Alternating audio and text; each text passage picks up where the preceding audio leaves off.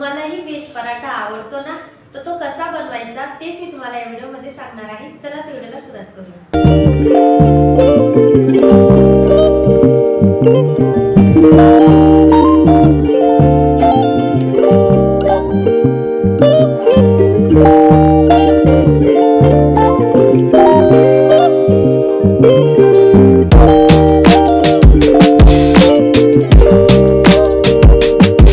पराठ्यासाठी साहित्य बघूया. एक पत्ताकोबी घेतलेला आहे, त्यानंतर 2 मुळे खिसून घ्यायचे आहे, 3 उकडलेले बटाटे आणि भरपूर अशी कोथिंबीर. अशा पद्धतीने आपण या 4 गोष्टी येथे घेतलेल्या आहे. कढईमध्ये 1 पळी तेल घालायचं आहे, 1 चमचा येथे जिरं घालायचं आहे.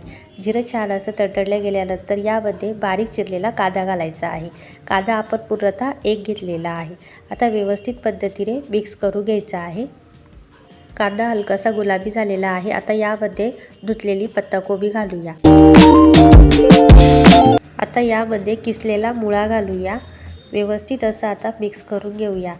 मुळा आणि पत्ताकोबी आपल्याला छान असा परतवून घ्यायचा आहे तेलामध्ये. संपूर्ण पाणी आपण येथे सोक होऊ देणार आहोत. तर भाजीतलं पाणी छान असं सोक होण्यासाठी आणि भाज्या नरम होण्यासाठी यावर एक झाकण ॲड करायचं आहे. 15 ते 20 मिनटं असं ठेवायचं आहे. 15 ते 20 मिनटानंतर झाकण काढून घ्यायचं आहे. आता आपण बघू शकता भाज्या थोड्याशा अशा कोरड्या झालेल्या आहे.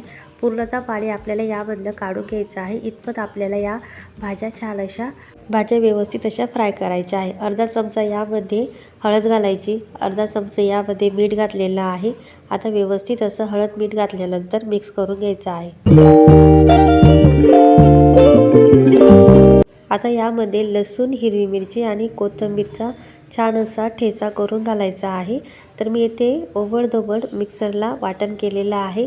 सुरुवातीला तुम्ही फोडणीमध्ये सुद्धा ॲड करू शकतात, पण मी शेवटी ॲड केलेला आहे, जेणेकरून याचा जो कच्चापणा आहे तो मला भाजीमध्ये तसाच टिकून राहतो आणि चव छान लागते. त्यामुळे आपण थोडंसं लेट आपण येथे हिरव्या मिरचीचा ठेचा टाकलेला आहे. तुम्हाला वाटलं तर तुम्ही तेलामध्ये सुरुवातीला सुद्धा ॲड करू शकतात.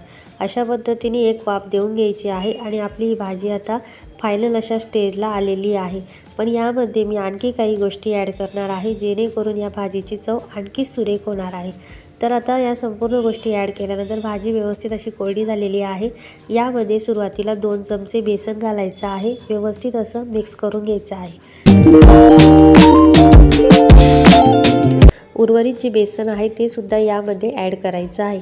तर या संपूर्ण भाजीमध्ये आपल्याला 4 चमचे बेसन लागलेलं आहे. आपल्याला खूप जास्त प्रमाणामध्ये बेसन ॲड करायचं नाही आहे. एक महत्त्वपूर्ण टीप, ज्यावेळेस आपण बेसन पीठ ॲड करतो तर ते गरजेनुसार ॲड करायचं आहे, जेणेकरून भाजीची चव बिघडत नाही. त्यातल्या त्यात भाजीमध्ये जेवढं बेसन पीठ ॲड होईल त्या पद्धतीने तुम्हाला ॲड करायचं आहे. येथे आपण 1 गड्डा जर पत्ताकोबी घेतलेला आहे तर त्यामध्ये तुम्हाला 4 चमचे बेसन पीठ सफिशियंट आहे. आता बेसन पीठ ॲड केल्यानंतर यामध्ये अर्धी पळी तेल घालायचं आहे. व्यवस्थित असं मिक्स करून घ्यायचं आहे, जेणेकरून मसाला हा कोरडा राहणार नाही किंवा बेसन पीठ ॲड केल्यानंतर कोरडा मसाला लागणार नाही. आता यामध्ये किसलेला बटाटा घालून घ्यायचा आहे.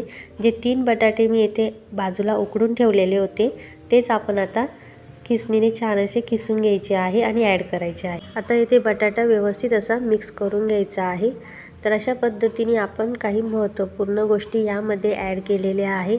पत्ताकोबी, कांदा, त्यानंतर वाफवलेला बटाटा आणि अद्रक, हिरवी मिरची, लसूण याची पेस्ट.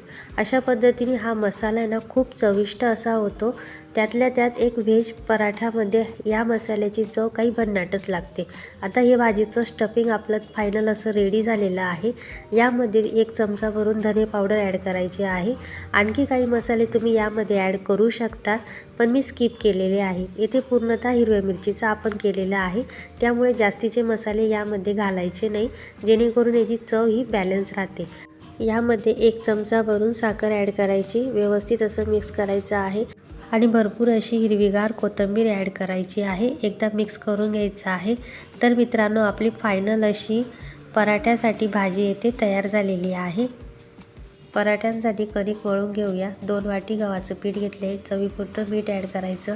व्यवस्थित असं मिक्स करून घ्यायचं आहे. यामध्ये 1 बटाटा किसून घालायचा आहे. जेणेकरून पराठ्याची चव आणखी 4 पटीने वाढते. तर एक बटाटा आपण इथे व्यवस्थित असा किसून घ्यायचा आहे. सगळ्या गोष्टी व्यवस्थित अशा मिक्स करून घ्यायच्या आहे. पिठामध्ये एक पळी तेल घालायचं आहे. व्यवस्थित असं मिक्स करायचं आहे. गरजेनुसार पाणी घालून पिठाचा व्यवस्थित असा डो मळून घ्यायचा आहे. येथे आपल्याला कणिक थोडीशी घट्टसरच ठेवायची आहे. अशा पद्धतीने कणिक आपली इथे रेडी झालेली आहे. व्यवस्थित अशी चपात्यांची कणिक मळतो अगदी तशीच मळायची आहे. पराठा तयार करायला घेऊया. तर येथे आपण कणकीचे 2 गोळे साईडला करून घेतलेले आहे. मित्रांनो, मी येथे 2 प्रकारे तुम्हाला पराठा दाखवते, एक जाड आणि एक बारीक. जो तुम्हाला सुटेबल असेल त्या पद्धतीने तुम्ही लहान मोठे उंडे घेऊन व्यवस्थित असे तुम्ही येथे पराठ्याचं स्टफिंग भरून पराठे बनवू शकतात. तर सुरुवातीला मी व्यवस्थित असं एक चपाती लाटून घेणार आहे. मध्यम स्वरूपाची आपल्याला इथे पुरीच्या साईजची चपाती लाटून घ्यायची आहे. अशाच पद्धतीने आपण 2 चपात्या इथे लाटून घ्यायच्या आहे. येथे आपण चपाती एका प्लेटवर काढून घेऊया आणि नेक्स्ट चपाती सुद्धा मी याच पद्धतीने लाटून घेणार आहे.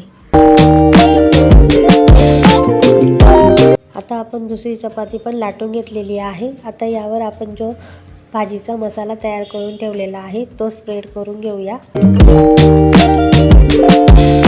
मसाला व्यवस्थित असा स्प्रेड करून घेतलेला आहे. आता यावर याला कोरडं पीठ ॲड करायचं आहे आणि जी दुसरी चपाती आपण लाटून ठेवलेली आहे ती ॲड करून व्यवस्थित असा हा मसाला सगळीकडे पसरून घ्यायचा आहे.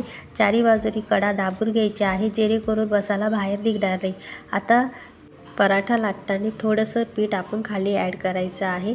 त्यानंतर वरतूनही थोडंसं पीठ लावायचं आहे आणि आता चारी बाजूनी व्यवस्थित अशा हलक्या हाताने पराठा लाटून घ्यायचा आहे. तुम्हाला वाटेल ना तेवढा हा पराठा मोठा असा होतो. हा पराठा भरपूर असा पसरला जातो.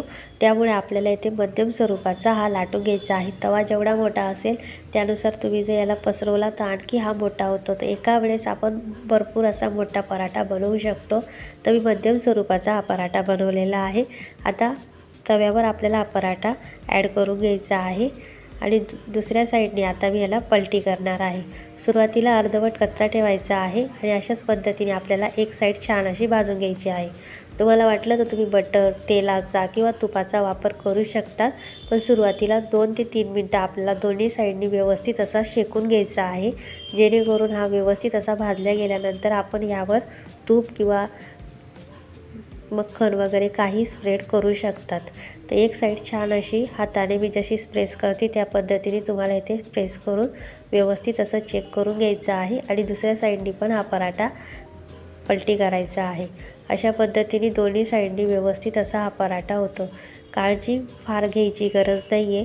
दोन्ही साईडनी व्यवस्थित असा पराठा भाजला जातो. फक्त काही महत्त्वपूर्ण टिप्स आहे जेणेकरून आपण इथे भरपूर अशा भाज्या ॲड केलेल्या आहे. त्यामुळे हा पराठ्याला खूप हेल्दी होतो. पण त्याला व्यवस्थित असा भाजणे पण गरजेचं आहे जेणेकरून हा मसाला बाहेर निघणार नाही. आता यावर आहे ना दोन्ही साईडनी व्यवस्थित असं पराठा भाजला गेलेला आहे. आता यावर आपण तेल स्प्रेड करूया. तुम्हाला वाटलं तर तुम्ही तुपाचा इथे वापर करू शकतात. पण मी इथे तेलाचा वापर केलेला आहे. दोन्ही साईडनी मस्त असा पराठा भाजला गेलेला आहे. पराठा छान असा फुगलेलाही आहे. त्यामुळे हा पराठा खूप सॉफ्ट असा होतो आणि दिवसभरसुद्धा तुम्ही त्याला आरामात टिकवू शकतात. तर तुम्ही बघू शकतात अतिशय मस्त हा पराठा तयार झालेला आहे आणि स्टफिंग बघा कुठेही बाहेर निघालेली नाही आहे आणि पराठासुद्धा खूप चविष्ट झालेला आहे. मुलांना तुम्ही टिफिन बॉक्सलासुद्धा अशाच पद्धतीने सकाळी तयार करून देऊ शकतात. खूप हेल्दी आणि हा टेस्टी होतं. तर मित्रांनो, मी याच पद्धतीने एक छोट्या प्रमाणामध्ये सुद्धा तुम्हाला दाखवते की एक पातळ स्वरूपाचा सुद्धा तुम्ही येथे ना पराठा लाटू शकतात. जेणेकरून तुम्हाला जर जाड नको असेल तर असे छोटे उंडे घ्यायचे आणि 2 चपात्या लाटून घ्यायच्या. त्याच्यावर व्यवस्थित असं मसाला स्प्रेड करायचा आहे. जी पद्धत आपण सुरुवातीला वापरली होती तीच पद्धत आपल्याला इथे वापरायची आहे. व्यवस्थित असं इथे आपण मसाला ॲड केल्यानंतर दुसरी चपाती त्यावर ॲड करायची आहे. चारी बाजूनी दाबून घ्यायचं आहे. थोडंसं पीठ खाली डस्ट करायचं आहे आणि व्यवस्थित असा हा पराठा लाटून घ्यायचा आहे. मित्रांनो, ज्यांना पातळ पराठा आवडतो त्याच्यासाठी मी हा पराठा हा पराठा मी इथे लाटून दाखवलेला आहे। तुम्हाला जाड हवा असेल तर तुम्ही जाड ठेवू शकतात, पातळ हवा असेल तर पातळ ठेवू शकतात। अशा पद्धतीने दोन्ही साईडचे तुम्हाला पराठे मी इथे दाखवलेले आहे।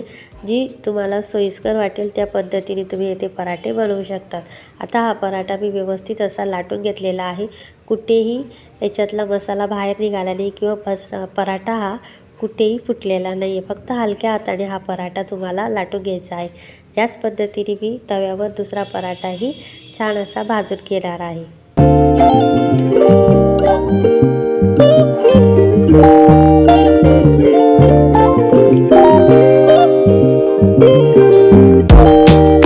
अशा पद्धतीने दुसरा पराठा पण आपला येथे तयार झालेला आहे। मस्त असा गुबगुबीत हा पराठा झालेला आहे। मित्रांनो, दिवसभर अजिबात खराब होणार नाही। टिफिन बॉक्सला सुद्धा तुम्ही आरामात नेऊ शकता।